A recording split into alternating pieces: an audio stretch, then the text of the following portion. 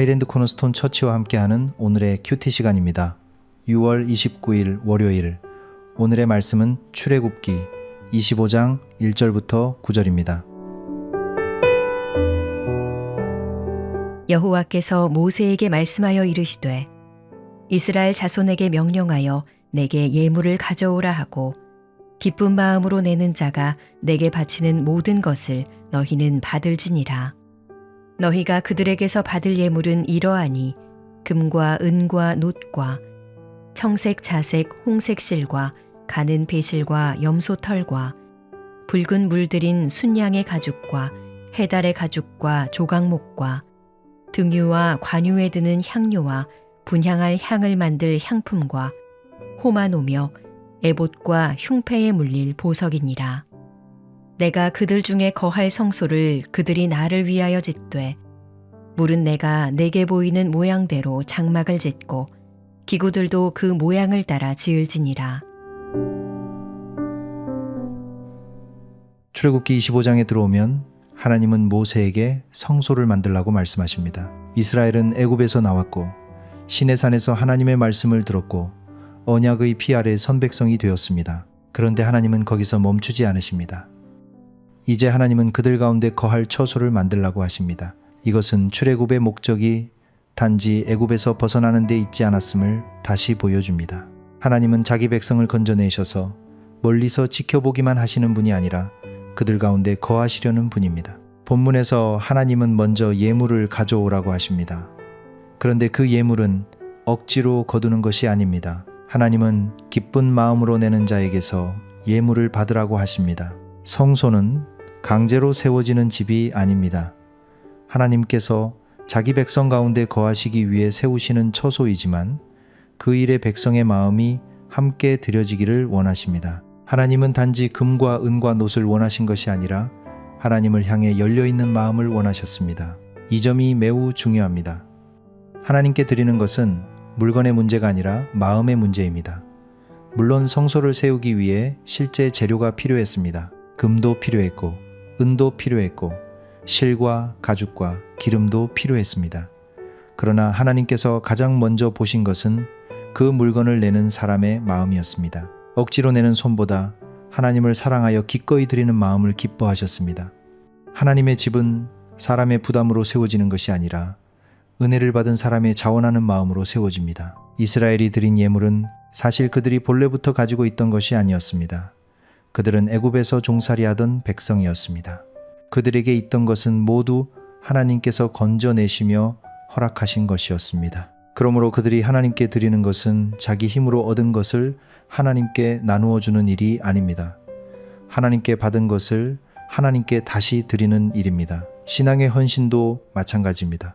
우리가 하나님께 드리는 시간과 재물과 재능은 모두 하나님께서 먼저 주신 것입니다. 드림은 잃어버리는 것이 아니라 받은 은혜를 기억하는 고백입니다. 하나님께서 성소를 만들라고 하신 목적은 분명합니다.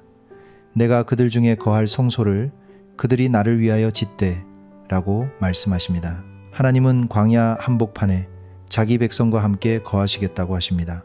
광야는 안정된 곳이 아닙니다. 부족함이 있고 불확실함이 있고 내일을 알 수 없는 곳입니다. 그런데 바로 그 광야에 하나님은 성소를 세우게 하십니다.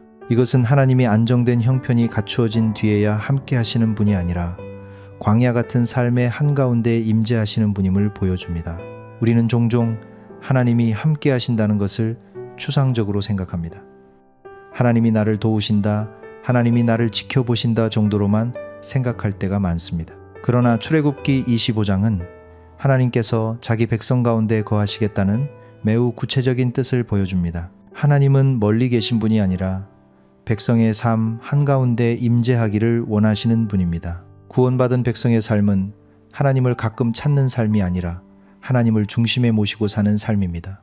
성소는 백성의 삶 한가운데 세워질 것입니다. 이것은 하나님이 주변에 계시는 분이 아니라 중심에 계셔야 한다는 뜻입니다. 하나님은 필요할 때만 찾아가는 분이 아닙니다. 길이 막힐 때만 부르는 분도 아닙니다. 하나님께서 자기 백성 가운데 거하시겠다고 하신다면 백성은 이제 삶의 중심을 하나님께 맞추어야 합니다. 하나님의 임재를 원한다고 말하면서도 내 삶의 중심은 여전히 내 계획과 욕심과 편리함에 두고 있다면 그것은 성소의 의미를 잃어버리는 것입니다. 오늘 말씀은 우리에게 묻습니다. 나는 하나님께서 내 삶 가운데 거하시기를 정말 원하는가? 하나님을 내 삶의 중심에 모시기 위해 기꺼이 드릴 마음이 있는가? 하나님께 받은 것을 내 것처럼 붙들고 있지는 않은가? 하나님은 오늘도 우리에게 억지의 손이 아니라 기쁜 마음을 원하십니다. 그리고 그 마음을 통해 우리의 삶 가운데 거하시기를 원하십니다.